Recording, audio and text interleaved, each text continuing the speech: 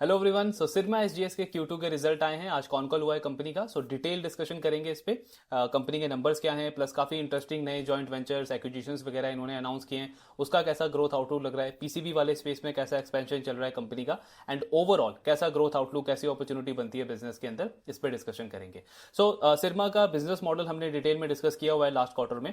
काफी सिमिलैरिटी है इनकी और केन्स टेक्नोलॉजी के बिजनेस मॉडल में। सेगमेंट्स तो तीनों सेम है। पीसीबी है यानी कि पीसीबी असेंबली का काम करती है कंपनी, बॉक्स बिल्ड यानी कि एंड में जहां पे वो डिवाइस में जिसमें वो यूज होना है उस तरीके में उसमें असेंबल करके एक तरीके से ये कंपनी अपने क्लाइंट को वो ready to use device supply करती है। और फिर आता है आपका ओडीएम यानी कि कंपनी डिजाइनिंग से लेकर के मैन्युफैक्चरिंग सप्लाई ये सारा काम खुद इन हाउस करती है। तो इसमें आपके ऑफकोर्स मार्जिन वगैरह बेटर होते हैं। डिफरेंस है इनके और केन्स के बीच में वर्टिकल्स का। तो केन्स जो है वो थोड़े से हाईटेक डिवाइसेस में, थोड़े से कॉम्प्लेक्स इंडस्ट्रीज में काम करता है, इंडस्ट्रियल स्मार्ट मीटर इन सब में उसका एलोकेशन ज्यादा है, ईवी वगैरह में। सिरमा अगर आप लास्ट ईयर तक देखोगे तो कंपनी का आधे से ज्यादा रेवेन्यू, मोर देन 50% जो है वो कंज्यूमर सेगमेंट से आता था। कंज्यूमर सेगमेंट में जैसे आपके वो वाईफाई राउटर, उसके मॉडम वगैरह हो गए, आरएफआईडी टैग हो गया जो आपका रिटेल में यूज होता है, हॉस्पिटल्स में यूज होता है, इस तरीके के प्रोडक्ट्स में कंपनी ज्यादा डील करती थी, तो मार्जिन इनका कम होता था। लेकिन पिछले कुछ क्वार्टर से इन्होंने ये स्ट्रेटेजिक डिसीजन लिया है कि अब हमको फोकस बढ़ाना है जो जहां पे टेक्नोलॉजी ज्यादा यूज होती है, जैसे आपके इंडस्ट्रियल हो गया, ऑटोमोटिव हो गया, इनकी तरफ अपना फोकस इंक्रीज करना है। 1-2 साल पहले इन्होंने एक मेडिकल हेल्थ केयर सेगमेंट से भी एक कंपनी को एक्वायर किया था ताकि वहां पे भी इनका हाई मार्जिन का एलोकेशन थोड़ा सा इंक्रीज हो। सो वही रिजल्ट आपको इनके नंबर्स में दिखेगा।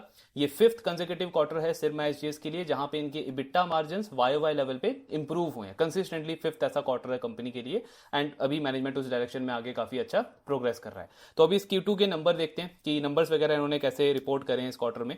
तो सबसे पहले तो एक तो अगर आप इनकी मैनेजमेंट को सुनोगे तो ये पिछले बहुत सारे क्वार्टर से इस चीज पे फोकस कर रहे हैं कि हमारा, अगर आप टोटल वर्टिकल्स देखोगे ना, तो हमारे पास में ऑटोमोटिव है, इंडस्ट्रियल है, हेल्थ केयर भी हमने एक्वायर कर लिया 2-3 साल पहले, कंज्यूमर हमारा ऑलरेडी बहुत अच्छा कर रहा है, आईटी है, रेलवे है, बट डिफेंस वाला पार्ट जो है ना वो हमारे पाई से मिसिंग है, तो उसको हमको ऐड करना है। एंड उसके लिए मोस्ट लाइकली हम इनऑर्गेनिक रूट को फॉलो करेंगे।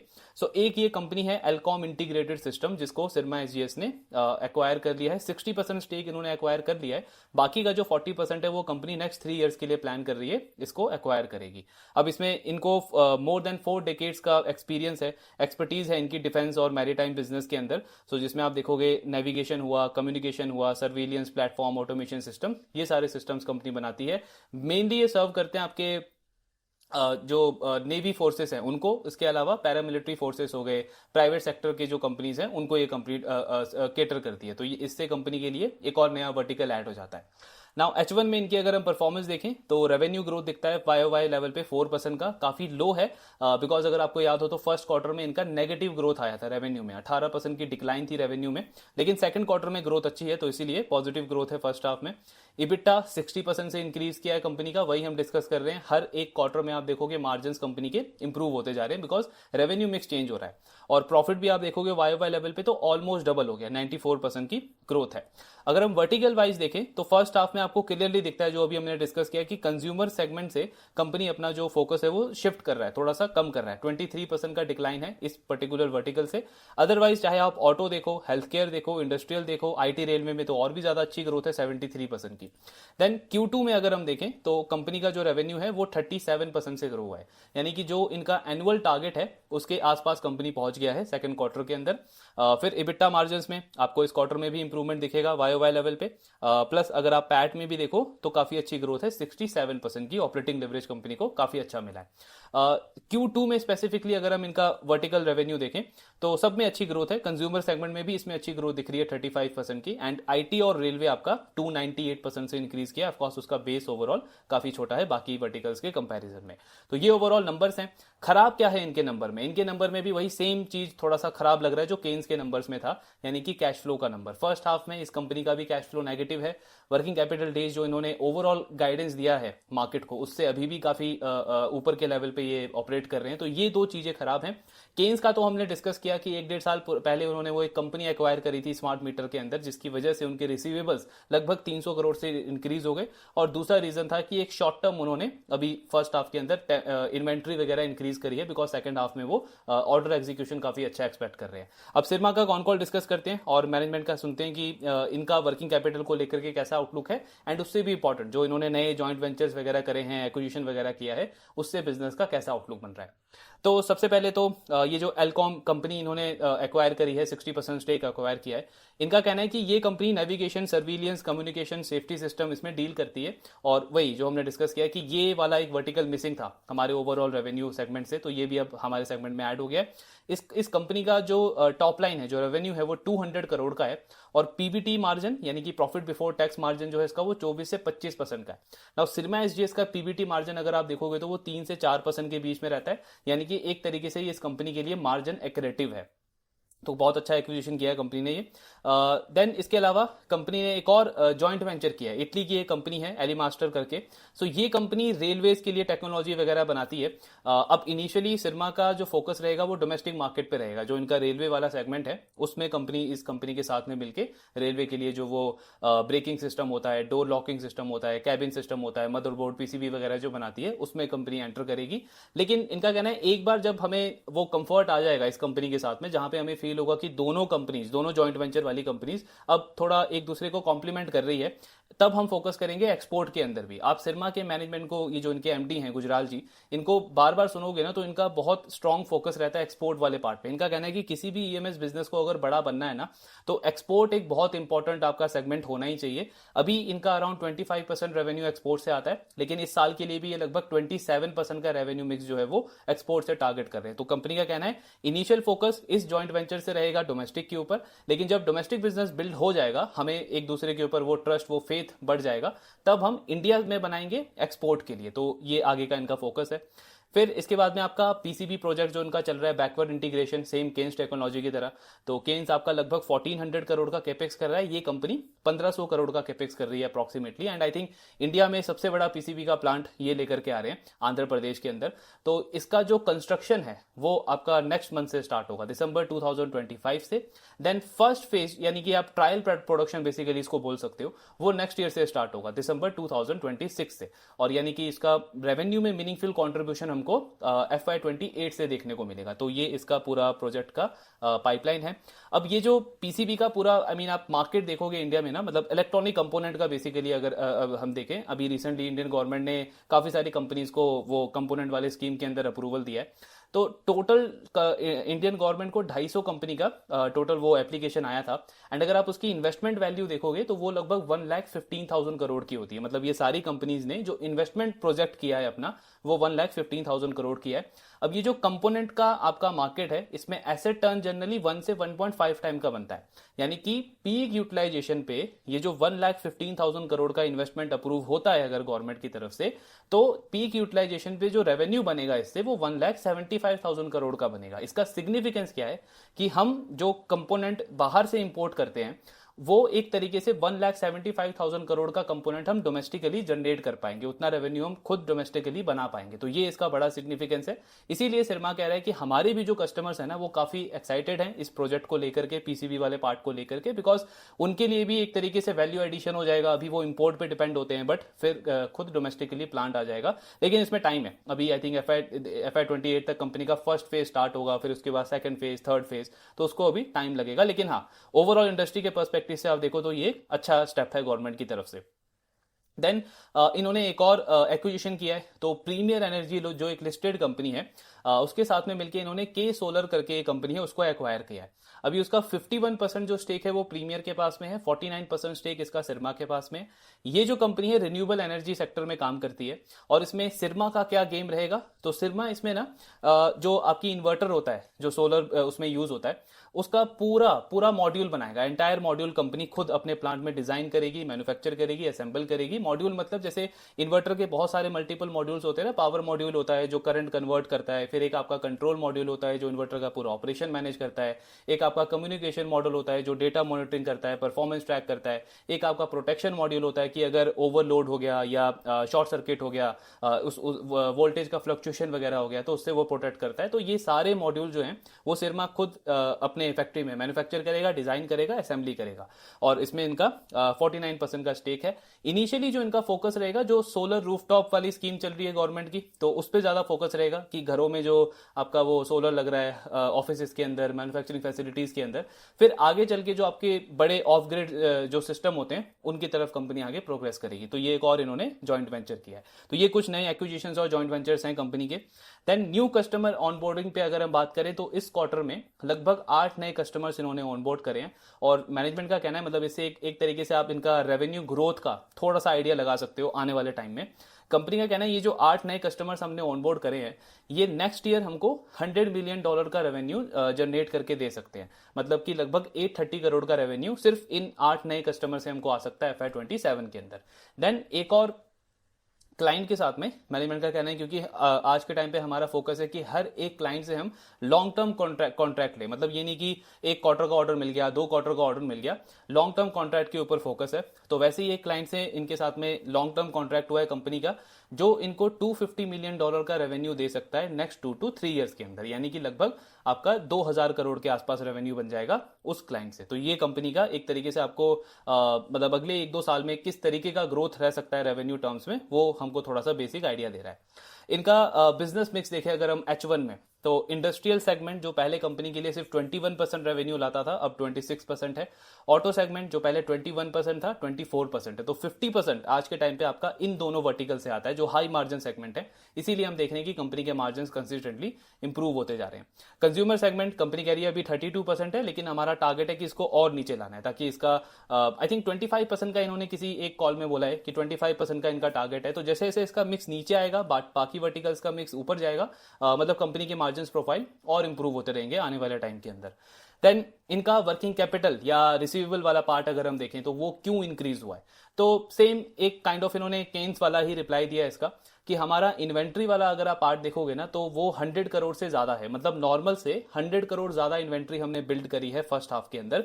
ये क्यों किया है? बिकॉज सप्लाई चेन आपकी थोड़ी सी कॉन्स्टेंट है, थोड़े से चैलेंज वहां पे चल रहे हैं, प्लस यूएस में टैरिफ है, ये टैरिफ चल रहा है। मतलब ये कंपनी एक्सपोर्ट भी करती है। तो उनका कहना है कि रॉ मटेरियल की अनअवेलेबिलिटी ना हो और सेकंड हाफ में जो हमको ऑर्डर एग्जीक्यूट करना है, बिकॉज सेकंड हाफ हमारा फर्स्ट हाफ से बेटर होता है, तो उसमें हमको कोई चैलेंज ना आए, इसलिए हमने एडवांस में इन्वेंट्री बिल्डअप कर ली है। तो ये आपको सेकंड हाफ जब कंप्लीट होगा तो आपको नॉर्मलाइज दिखेगा। प्लस इन्होंने भी सेम केन्स की तरह सेकंड हाफ में पॉजिटिव कैश फ्लो का गाइडेंस दिया है 25 से 30% का। यानी कि जितना भी आपका इबिट्टा होगा उसका 25 से 30% कंपनी का ओसीएफ होगा, operating cash flow. Plus receivables इस कंपनी के इसलिए भी ज्यादा दिख रहे हैं, आई मीन थोड़े से अकाउंटिंग पॉलिसीज की वजह से। तो इस कंपनी ने क्या किया है, थोड़ा सा बिजनेस जो इस क्वार्टर में इन्होंने किया है वो जॉब वर्क का है। जॉब वर्क क्या होता है, जैसे वो आरबीजेड का मॉडल है ना, आरबीजेड का भी आज रिजल्ट आया, उसका भी कल कॉन कॉल है तो उसको भी डिस्कस करेंगे। जैसे आरबीजेड करता है जॉब वर्क वाला बिजनेस, कि उसके क्लाइंट जो हैं वो उसको इन्वेंट्री देते हैं, रॉ मटेरियल देते हैं, एंड वो वहां पे अपना मैन्युफैक्चरिंग डिजाइनिंग का काम करता है। तो सेम सिरमा के क्लाइंट्स ने उनको रॉ मटेरियल इन्वेंट्री वगैरह दिया, सिरमा ने बस उसकी असेंबली वगैरह करके अपने क्लाइंट को सप्लाई कर दिया। अब क्योंकि आपने इसमें खुद इन्वेंट्री परचेज किया नहीं है, खुद आपका रॉ मटेरियल लगा नहीं है, आपने सिर्फ इसमें एक वैल्यू एडेड सर्विस दिया है, तो आप सिर्फ उस सर्विस का चार्ज करोगे। मतलब अकाउंटिंग में अपने पीएनएल में आपका सिर्फ वो रेवेन्यू में सिर्फ वो सर्विस चार्ज आएगा। एग्जांपल से आप समझो कि 100 करोड़ की इन्वेंट्री इनके क्लाइंट ने इनको दे दी, इन्होंने वो असेंबली वगैरह किया और उसका चार्ज इन्होंने किया 10 करोड़ रुपीस। तो रेवेन्यू में जो ये चार्ज करेंगे ना ग्रॉस प्रॉफिट में, वो आएगा आपका ये 10 crore, because inventory raw material तो मैंने खरीदा ही नहीं ना, तो सीधे ग्रॉस प्रॉफिट में 10 करोड़ आएगा। लेकिन अब क्योंकि वो क्लाइंट से मुझे पैसा अभी मिला नहीं है, जो टोटल मैंने उसको सर्विस दिया 100 करोड़ का इन्वेंट्री प्लस साथ में 10 करोड़ मेरा सर्विस चार्ज, तो वो 110 करोड़ मुझे अभी क्लाइंट से मिला नहीं है। तो वो क्या हो गया, मेरा रिसीवेबल हो गया। अब रिसीवेबल तो हो गया, लेकिन साथ में मेरा एक पेएबल भी क्रिएट होगा, क्योंकि जब वो 110 करोड़ मुझे मिलेगा तो मतलब मैं उसमें से 10 करोड़ रखूंगा ना, बाकी 100 करोड़ मेरे क्लाइंट को जाएगा, क्योंकि इन्वेंट्री उसकी थी। तो वो एक रिसीवेबल का आपका वो एंट्री बनेगा, दूसरा आपका पेएबल का एंट्री बनेगा। तो इस तरीके से है, मतलब एक्चुअली में ये नहीं, मतलब इतने ज्यादा रिसीवेबल्स नहीं है, सिर्फ वो आपका अकाउंटिंग जो मतलब जो रेवेन्यू है कंपनी का वही ये चार्ज करेंगे, वही पैसा इनको लेना है अपने क्लाइंट से। लेकिन क्योंकि पूरी इन्वेंट्री इनके क्लाइंट ने दी है, तो अभी वो टेम्पररी कंपनी का रिसीवेबल थोड़ा सा ज्यादा दिखा रहा है। तो ये एक चीज है इनका रिसीवेबल वाला पार्ट पे। लेकिन कैश फ्लो इन्होंने सेम गाइडेंस दिया है केन्स की तरह, की सेकंड हाफ में पॉजिटिव हो जाएगा। ग्रोथ गाइडेंस कैसा है, तो अभी Q1 में तो नेगेटिव ग्रोथ थी, सेकंड क्वार्टर में इन्होंने अच्छा ग्रोथ दिखाया है, लेकिन पूरे साल का रेवेन्यू गाइडेंस इन्होंने अभी भी वही सेम रखा है 30% का। 30% का ग्रोथ कंपनी टारगेट कर रही है फुल ईयर बेसिस पे। बट मार्जिन पे इनका कहना है, जैसे पहले आई थिंक ये 8 to 8.5% का EBITDA मार्जिन दिया था इन्होंने starting of the year, last quarter में इसको बढ़ा करके 8.5 से 9% किया था, और अभी पूरा फर्स्ट हाफ देखोगे तो 10% के आसपास EBITDA मार्जिन आया कंपनी का। अब इनका कहना है कि इबिटा मार्जिन जो है हमारे वो नॉर्थ ऑफ 9% रहेंगे। अब वो 9.4 भी हो सकता है, 9.5 भी हो सकता है, 9.6 भी हो सकता है, यानी मार्जिन प्रोफाइल कंपनी की अच्छी रहेगी जैसा इन्होंने गाइडेंस दिया था। तो यहाँ पे गाइडेंस थोड़ा सा इंक्रीज हुआ है, लेकिन रेवेन्यू वाले पार्ट पे कंपनी ने गाइडेंस को सेम मेंटेन रखा है। देन वो जो पीसीबी वाला हमने डिस्कस किया, अब क्योंकि इंडस्ट्री का मतलब उसमें रेवेन्यू पोटेंशियल कितना है, तो क्योंकि इंडस्ट्री का उसमें मैक्सिमम 1.5 तक जाता है और ये कंपनी 1500 करोड़ का कैपेक्स कर रही है, तो आई मीन पीक यूटिलाइजेशन पे इनका भी रेवेन्यू पोटेंशियल जो है वो पीसीबी प्लांट से वो 2200 करोड़ से 2500 करोड़ के रेंज में बनता है, ये इनका पीक यूटिलाइजेशन पे बनेगा। देन इसका फेज वाइज किस तरीके से रहेगा, तो फर्स्ट फेज में कंपनी की जो कैपेसिटी है ना वो मल्टी लेयर की आएगी, मल्टी लेयर पीसीबी की आएगी।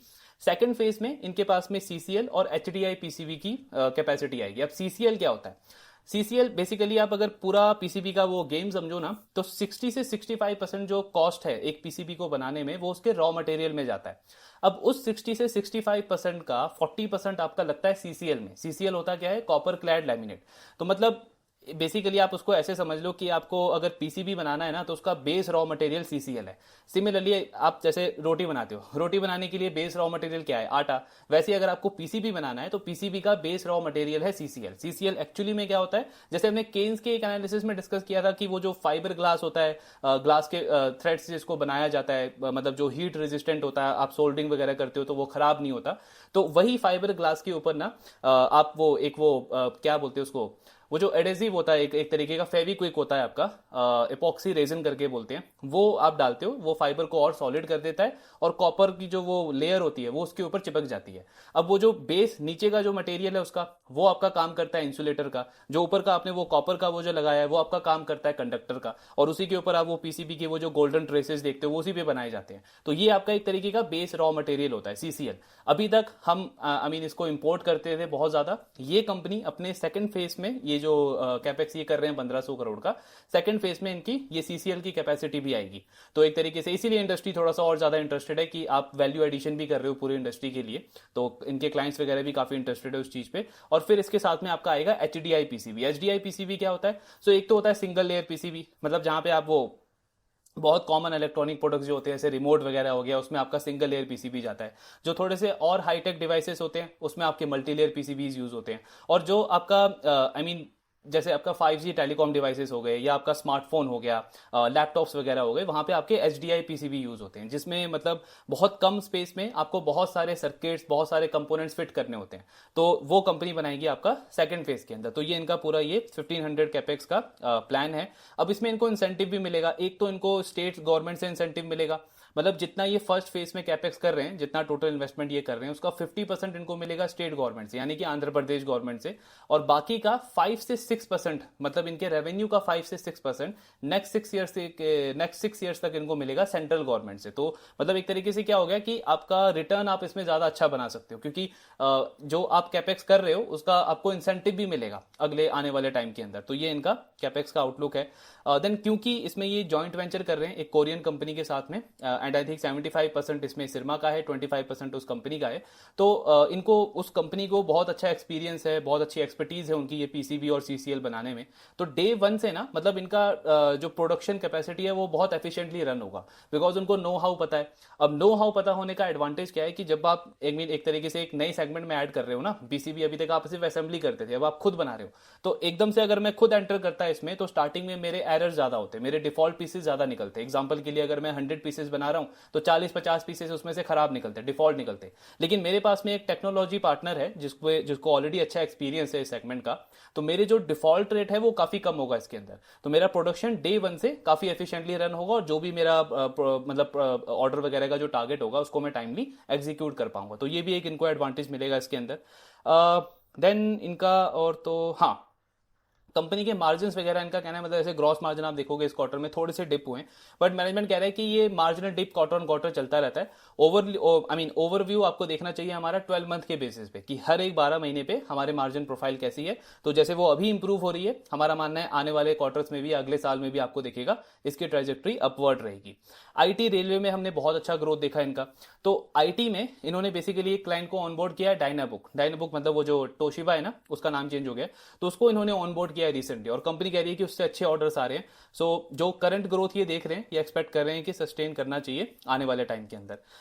प्लस कंपनी का कहना है कि जो हमने रिसेंटली अभी कंपनीज एक्वायर करी है, या 1-2 साल पहले जो हमने हेल्थ केयर कंपनी को एक्वायर किया था, अगर हम उसको एक्सक्लूड भी कर दे तो हमारे एग्जिस्टिंग वर्टिकल से, मानी कोर वर्टिकल से, जहां पे हमारा मेन फोकस है, यानी कि इंडस्ट्रियल, ऑटोमोटिव और आपका ये आईटी रेलवे, इनमें ही हमारी ग्रोथ ओवरऑल 36% की है पूरे फर्स्ट हाफ के अंदर।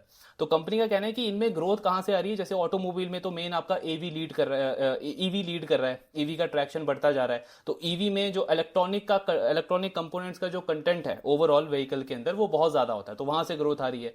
दूसरा, ट्रेडिशनल व्हीकल में भी अगर आप देखोगे आज के टाइम पे इलेक्ट्रॉनिक कंपोनेंट का जो कंटेंट है वो इंक्रीज होता जा रहा है डे आफ्टर डे, तो वो भी हमारे रेवेन्यू को ड्राइव कर रहा है। फिर इंडस्ट्रियल वाले वर्टिकल में अगर हम देखें तो वहां पे आपका पावर सप्लाई, पावर इलेक्ट्रॉनिक जो डेटा सेंटर में आपका यूज होता है, प्लस ग्लोबल कस्टमर से काफी अच्छी डिमांड है, जहां से ओवरऑल हमारी ग्रोथ आ रही है। देन ये जो इन्होंने डिफेंस वाली कंपनी एक्वायर करी है, इनका कहना है नेक्स्ट 2, अभी तो उसका 200 करोड़ का टॉप लाइन है, लेकिन नेक्स्ट 2 से 3 इयर्स के लिए इनका टारगेट है कि 350 करोड़ का रेवेन्यू इसमें ये अचीव करेंगे। यानी कि अगले 2 साल का आप कैगर देखो तो लगभग 50-60% का कैगर कंपनी एक्सपेक्ट कर रही है इस न्यू हाँ, ये वाली तो एक्वायर है, जॉइंट वेंचर इनकी वो है, इटली वाली कंपनी है, तो इसके साथ में ये एक्विजिशन में 50 से 60% का कैगर एक्सपेक्ट कर रहे हैं। लास्टली अगर हम डिस्कस करें इनका ये लॉन्ग टर्म कॉन्ट्रैक्ट वाला, सो कंपनी का कहना है जनरली क्या होता है कि अगर आप क्लाइंट को फोर्स करते हो कि वो आपके साथ में लॉन्ग टर्म कॉन्ट्रैक्ट करे, यानी कि 6 महीने 1 साल का नहीं, 3 साल 2 साल 5 साल का कॉन्ट्रैक्ट करे, तो थोड़ा सा ना आपको प्राइस डिस्काउंट देना पड़ता है B2B बिजनेस के अंदर। लेकिन इनका कहना है हमारे साथ ऐसा डील में नहीं हुआ है, बिकॉज हम दोनों प्लेयर, हमारा क्लाइंट और हमें, दोनों अपनी अपनी रिक्वायरमेंट लेके आते हैं और हम दोनों ने म्यूचुअली एग्री किया है। जैसे हमारे क्लाइंट को क्या चाहिए होता है कि अगर हम सिरमा को बड़ा ऑर्डर दे रहे हैं तो उसको चाहिए कि एक मतलब हम कैपेसिटी बढ़ाएं, एक स्पेसिफिक कैपेसिटी हम उसके लिए एलोकेट करें, और जब उसको वो विजिबल होगा तब वो हमको ऑर्डर कमिट करेगा। और सेम हमको क्या चाहिए कि हम कैपेसिटी बढ़ाएंगे, कैपेक्स करेंगे, लेकिन हमको हमारे क्लाइंट से ऑर्डर कमिटमेंट चाहिए कि जब हम कैपेसिटी इंक्रीज कर रहे हैं तो हमारे पास में ये विजिबिलिटी हो कि वो रेवेन्यू में कन्वर्ट होगा, मतलब वो हमारी अनयूटिलाइज कैपेसिटी नहीं होनी चाहिए। तो हम दोनों इस चीज पे एग्री हुए हैं और उसके बाद ये डील आगे बढ़ी है, मतलब 2-3 साल का जो हमारा कॉन्ट्रैक्ट हुआ है एक बड़े क्लाइंट के साथ में, इसमें कोई भी प्राइस डिस्काउंट वगैरह यूज नहीं हुआ है, दोनों के लिए विन विन सिचुएशन है एक तरीके से। तो ये ओवरऑल डिस्कशन था सिरमा एसजीएस के ऊपर। एक लास्ट पॉइंट अगर हम इसमें डिस्कस करें इनका ये स्मार्ट मीटर वाले बिजनेस का, तो अभी Q2 में इससे 50 करोड़ का रेवेन्यू आया, एंड मैनेजमेंट का पूरे साल का टारगेट है 300 करोड़ का। सो वो गाइडेंस इन्होंने अभी भी इस क्वार्टर में मेंटेन रखा है। तो ये था डिस्कशन, मतलब नंबर्स वगैरह तो अच्छे रिपोर्ट कर रही हैं इन्होंने। कैश फ्लो का एक इशू है वही केन्स वाला, लेकिन ये भी सेम कह रहे हैं कि सेकंड हाफ में कैश फ्लो आपको पॉजिटिव दिखेगा। प्लस जो इनके नए ग्रोथ वर्टिकल्स हैं, अब इस साल का तो उन्होंने गाइडेंस बढ़ाया नहीं, सेम 30% का ग्रोथ गाइडेंस दिया है, लेकिन अगर आप इनका नेक्स्ट 2 इयर्स का 3 इयर्स का ग्रोथ का आउटलुक लो, स्पेसिफिकली FY27 की अगर हम बात करें, तो जैसे ये बोल रहे हैं कि 8 जो नए क्लाइंट इन्होंने ऑनबोर्ड करे हैं, $100 मिलियन का रेवेन्यू तो वहीं से आ जाएगा, यानी कि 830 करोड़ वहां से आता है आपका। फिर ये जो कंपनी इन्होंने एक्वायर करी है डिफेंस वाली, इसमें कंपनी 50 से 60% का ग्रोथ का अगर एक्सपेक्ट कर रही है। प्लस इसके अलावा जो एग्जिस्टिंग वर्टिकल्स हैं वहां से ऑर्डर बुक काफी स्ट्रॉन्ग चल रहा है। आई थिंक ऑर्डर बुक इस क्वार्टर में कंपनी का 5800 करोड़ है, लास्ट क्वार्टर में 5400 करोड़ था, मतलब सीक्वेंशियली 5 से 7% की ग्रोथ है आपके ऑर्डर बुक के अंदर। तो बहुत आराम से ये कंपनी अगर 30-35% इस साल ग्रो करती है तो 40-45%, आई मीन हम रफ अजम्पशन ले रहे हैं, लेकिन इतना ग्रोथ बहुत आराम से रिपोर्ट कर सकती है। इन्होंने बोला भी इस कॉन कॉल में, मतलब कि एग्जैक्ट गाइडेंस नहीं दिया कि अगले साल FY27 में कितना ग्रोथ होगा, लेकिन इन्होंने, मैनेजमेंट ने ये जरूर बोला कि FY26 में जो भी हमारे ग्रोथ नंबर्स होंगे हम उससे बहुत बेटर ग्रोथ में भी प्लस मार्जिन में भी FY27 में रिपोर्ट करेंगे। तो एक तरीके से आपको डायरेक्शन तो बता दिया है बिजनेस का कि वो पॉजिटिव ही रहेगा और पॉजिटिव होगा FY27 के अंदर। सो ये ओवरऑल डिस्कशन था सिरमा के ऊपर। Now I mean opportunity wise आप देखोगे तो वही केन्स वाला पार्ट बनता है, डिपेंड करता है इन्वेस्टर के ऊपर। एक चीज चीज जरूर है, आप इसको ना डायरेक्टली केन्स के साथ वैल्यूएशन के पैरामीटर पे कंपेयर नहीं कर सकते कि इसका पीई सस्ता है केन्स के कंपैरिजन में, या ईवी टू बिट्टा में देखने जाऊं तो वो सस्ता है केन्स के कंपैरिजन में, तो ये ज्यादा अच्छा अपॉर्चुनिटी है। बिकॉज अगर आप सिर्फ वैल्यूएशन देख रहे हो तो वो गलत मेट्रिक हो गया ना, पूरा होलिस्टिक पिक्चर हमको देखना है। तो अगर आप देख रहे हो कि वैल्यूएशन में डिफरेंस है, तो फिर हमें ये भी देखना पड़ेगा कि मार्जिन में भी बहुत डिफरेंस है, हमें ये भी देखना पड़ेगा ग्रोथ में भी बहुत ज्यादा डिफरेंस है, गाइडेंस में भी बहुत ज्यादा डिफरेंस है, बहुत सारी चीजों में केन्स काफी आगे प्रोग्रेस कर चुका है, ये कंपनी अभी उस पाथ पे है, उनका ओसेट बिजनेस अभी Q4 से रेवेन्यू जनरेट करना स्टार्ट कर देगा। तो ये सारे की डिफरेंसेस भी हमको देखने होंगे, रादर देन कि हम सिर्फ वैल्यूएशन गैप के ऊपर फोकस करें।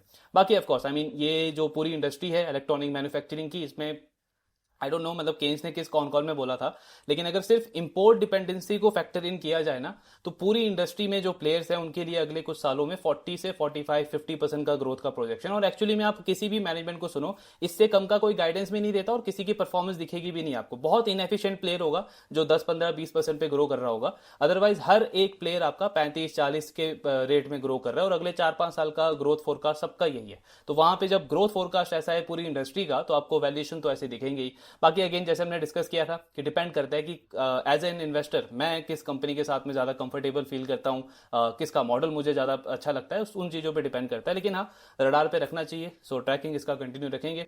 आपके जो भी डाउट्स हैं शेयर करते रहिए। Thank you very much.